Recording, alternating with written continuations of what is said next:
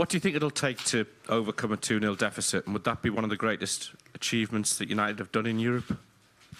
It's a difficult task, but we can do it. We need the first goal, and we need to stay in the game until, if there's half an hour left and there's only one goal in it, anything can happen.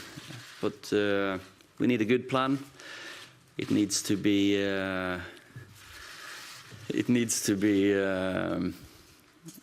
put in place, and we need to perform on the night, of course, because they are a team full of quality. Hi, Victor. A question for Victor first. You're obviously speaking almost the same language as your manager. In what way has that made you feel more comfortable, and what has he done? What has he helped you with since he came in? Well, of course, it's always nice to speak your own language, and so I communicate with him in Swedish, and he speaks Norwegian to me. So it's always nice, and right from the start, he just been helping me, and he's just said to me that just play your game and do the things that you're good at, and he's been giving me a lot of confidence to do that, and I think that's helped me a lot. Sir Alex has traveled here with you, with his experience from big European nights. Will he speak to the players before the match tomorrow? No, he won't. No. No. But how can you use the experience from your playing career with big European nights? For example, the Juventus match semi-final in 1999. How can you use that type of experiences to the players before the match? Of course, everyone knows that we can do it. We've done it, and the results in the Champions League the last few years as well have been. I don't want to call them strange, but they've been.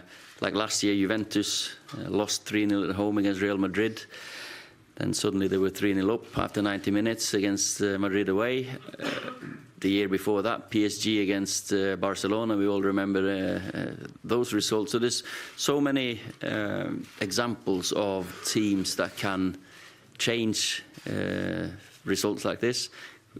Us as a club, we've done it so many times. The players have been fantastic away from home. We've beaten Chelsea, Arsenal, Tottenham, which have given us belief that we can do this as well. Ole Gunnar.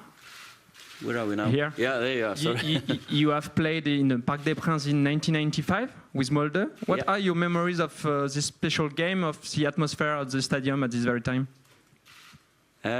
We were without the chance, really. We lost at home. I remember more my game at Ullevål than I scored against PSG, so that's one of my good memories. They were a good team back then as well, but the way they've developed has been fantastic. Hi, Ollie, down here. I'm aware I've asked you team news questions, I think, constantly over the last couple of weeks, but firstly, Alexis, and secondly, you've got to make history to win tomorrow night. Does that sense of making history appeal to you and the players?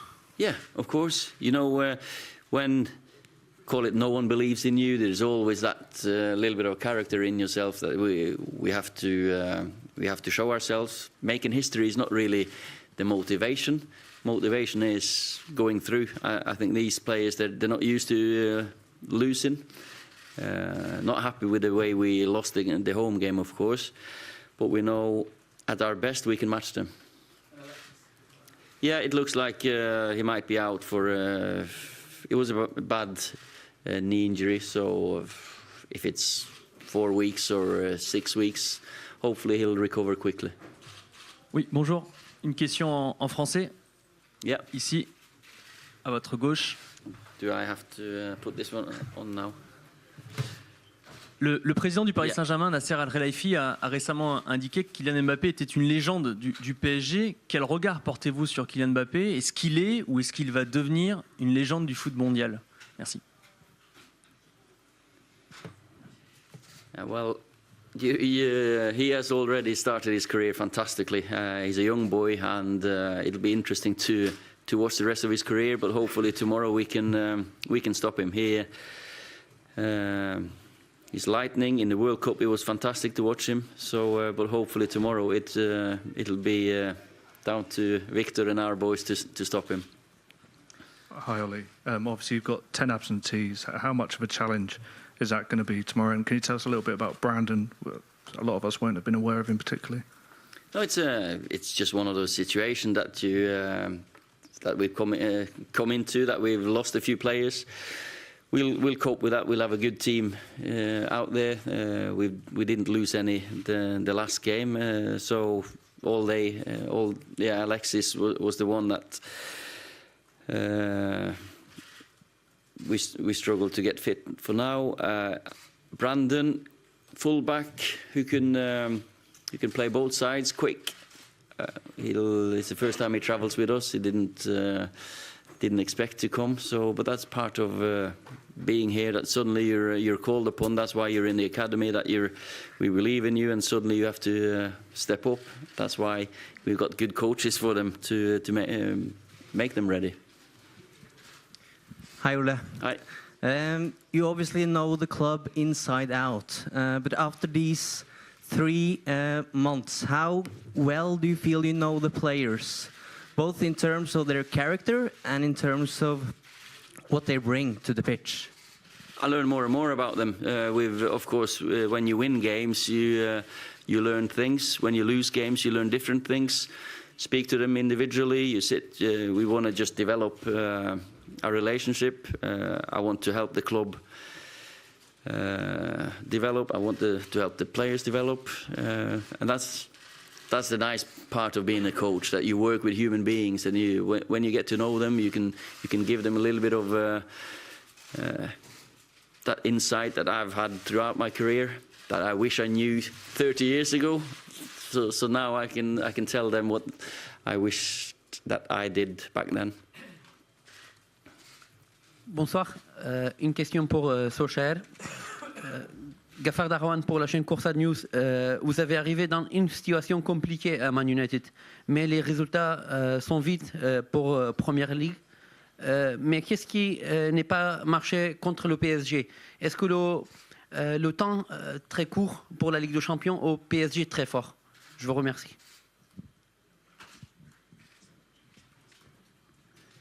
Well, when you concede a set piece, that's always disappointing.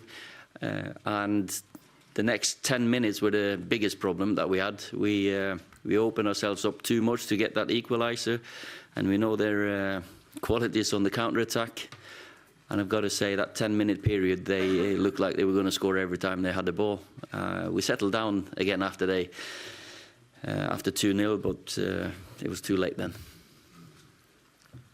Hi, Ollie. 3 years ago, Marcus Rashford came from nowhere and was put into the team sort of unannounced. You've brought a lot of youngsters with you this time. Can they kind of draw inspiration on that kind of feat that he achieved that night? I think every young player who plays at this club is dreaming about coming on and having the impact that Rash has had. There's been so many examples of that, and that's the belief they must have to make it. And tomorrow night might be a chance for some of the young'uns. Oui, par là. Bonjour, Julien Froment de la Radio Europe en face de vous. Vous avez énormément d'absents, quasiment 10 joueurs. Vous avez perdu 2-0 le match aller. Est-ce que ça ne ressemblerait pas à une mission impossible pour Manchester United demain soir au Parc des Princes? Merci. Never mission impossible. Of course, more difficult, but as I said here earlier, we've got to get the first goal, then anything can happen. Football is it's a technical and tactical game, but it's also a mental game. Suddenly, goals always change games. And if we get the first one, we'll be believing even more. So, and they might start doubting themselves. So, but it's important that we get the first one. Victor, it feels like this season we're really seeing the best out of you at Manchester United. But I wonder what the experience is like coming up against someone like Kylian Mbappe. Is there anything you can do when he gets going? He seems unstoppable. I think everyone here knows his qualities. I think he's shown that, and he's a world-class player. So, but I'm looking forward to the challenge. Like I said, he's a good player, and you just have to be alert and be ready for anything. And yeah. Ollie, with so many injuries and the fact you're trailing 2-0 and no one really giving you a chance, do you agree that there's hardly any pressure on your players in that sense, that they can go out and play with freedom tomorrow because there is such little expectation on them that all the pressure's on PSG in a sense? Yeah, you can say that because we're 2-0 down after a home game, but we'll never approach any game as a lost cause.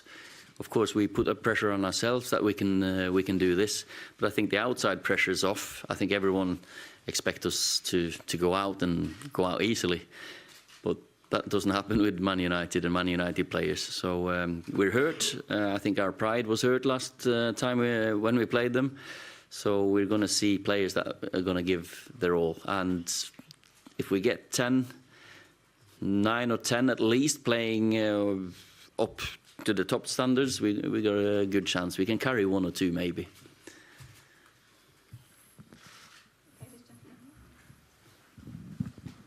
Over here. David Ayo from Yahoo Sport. Regarding PSG position in the French League and Manchester United position in the Premier League, would you say it's an advantage, an asset for PSG because Manchester United has to focus on the Premier League too?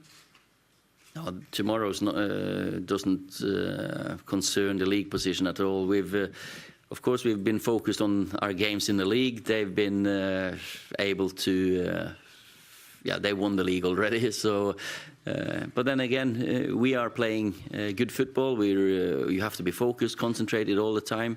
We got players who are playing. They're at the top of the form. I think the form has improved all along in the season, and hopefully we can put that together tomorrow night with 10-11 players really hitting form, and they can, if they relax, and let's hope they underperform. Okay, last 2 questions, one there and one over there. Hi, Ollie. Following the defeat to PSG, was that the unhappiest you've been with your players after that game because you felt maybe they let themselves down? I've got to say I was disappointed, yeah.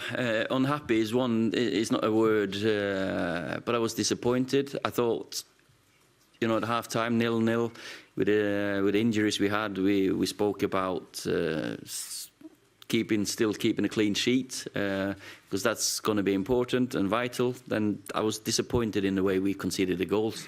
Should not be conceding set pieces easily as we did, and the next 10 minutes where we looked all over the place.